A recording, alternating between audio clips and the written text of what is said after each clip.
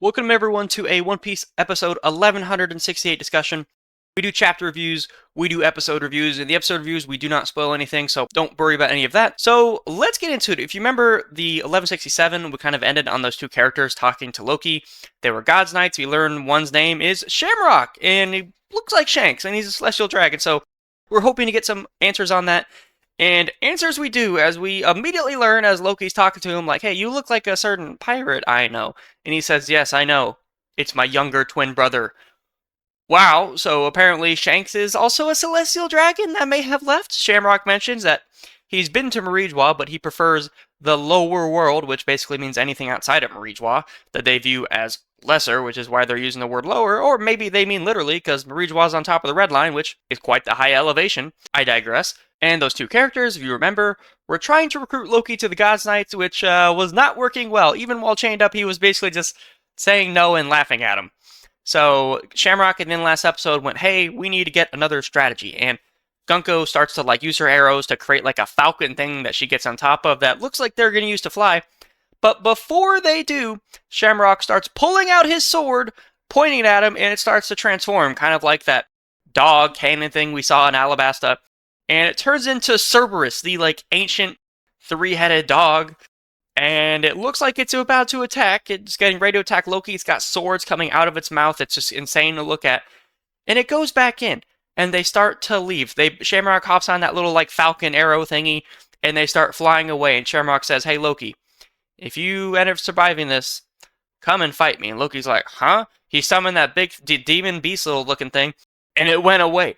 Well, kind of. As they're flying away, we see it kind of spawn back out of the trees and come at Loki, but we cut away. Before that happens, though, as we see Shamrock and Gunko flying away, we see a couple interesting things happen. So, we're on that scene that Shamrock and Shanks is Shamrock's younger twin brother.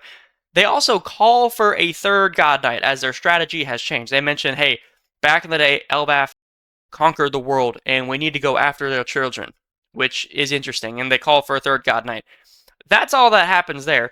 And we cut over to Luffy's group. So if you remember, Luffy's group, Nami, Zoro, Usopp, and Roto, they're looking for the key to go talk to Loki, because Loki's like, hey, Luffy, if you let me out of here, I'll tell you where Shanks is. And Luffy left and then went, wait a minute, I need to do that.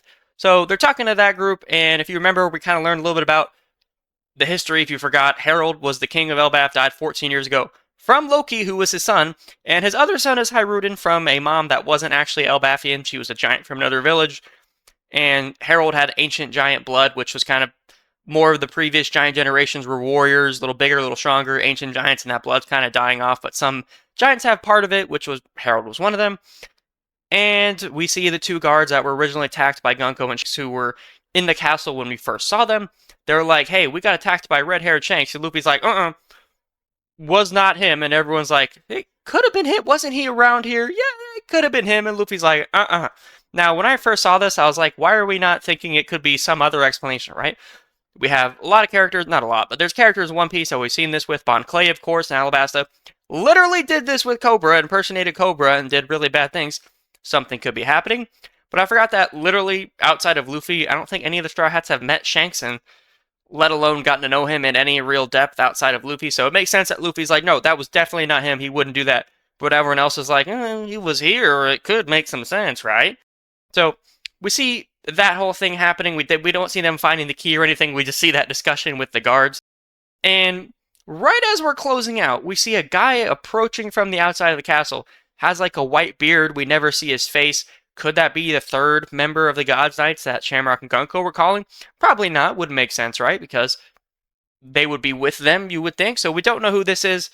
It doesn't look like a giant. Looks like maybe a regular person.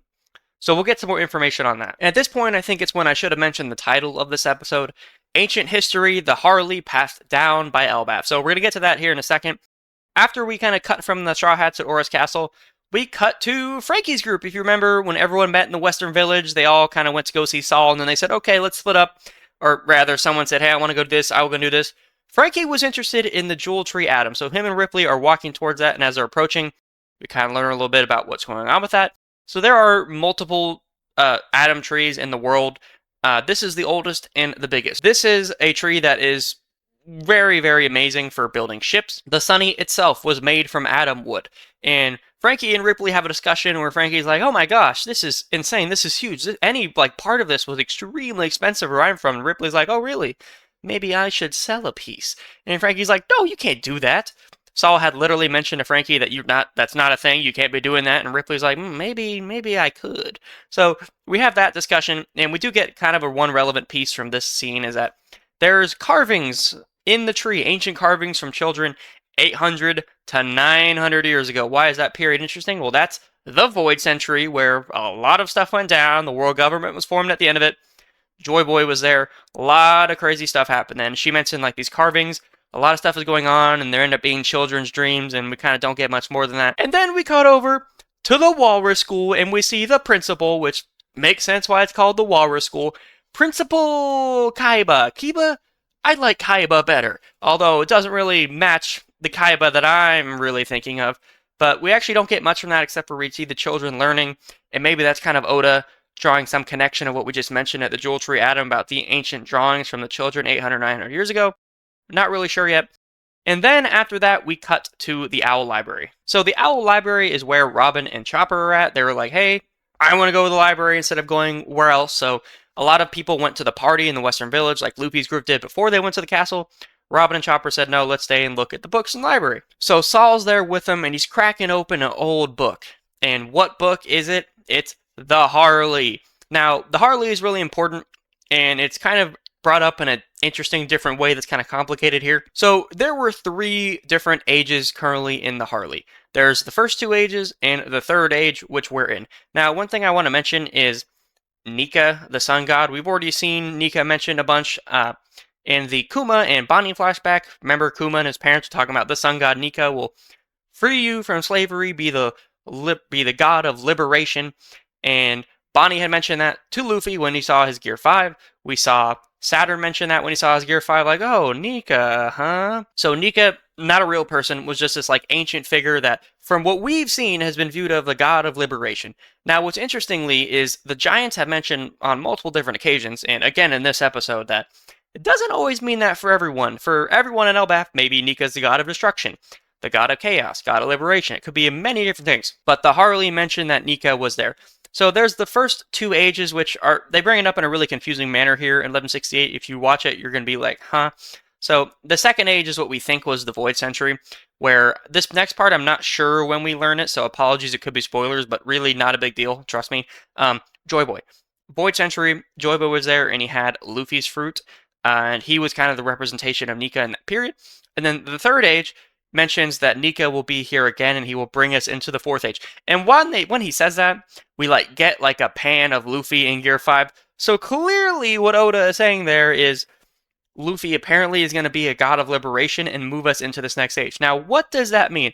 And it's very interesting that Oda has really been harping on this lately, that Luffy's is likely the god of liberation. And what does that mean for us? Well, it likely has to mean the world government, right? Because they literally have slaves. They're dominating the world. Now, the question comes, and I've talked about this a lot because maybe it doesn't matter because it was a while ago, but Luffy has mentioned many different times, hey, I'm not a hero, I'm a pirate. For another reason that I'm not going to talk about because I'm not sure when we learn about this, is that Blackbeard, I think, also has a very big role to play. I made some videos about this, but just from this episode standpoint, I'm going to talk about it in a second. So we basically got the whole of the episode done. I might do a bit of spoiling here. I'm not really sure in the next part, but I think Blackbeard has to fight Emu. I've talked about this a ton. It just has to happen.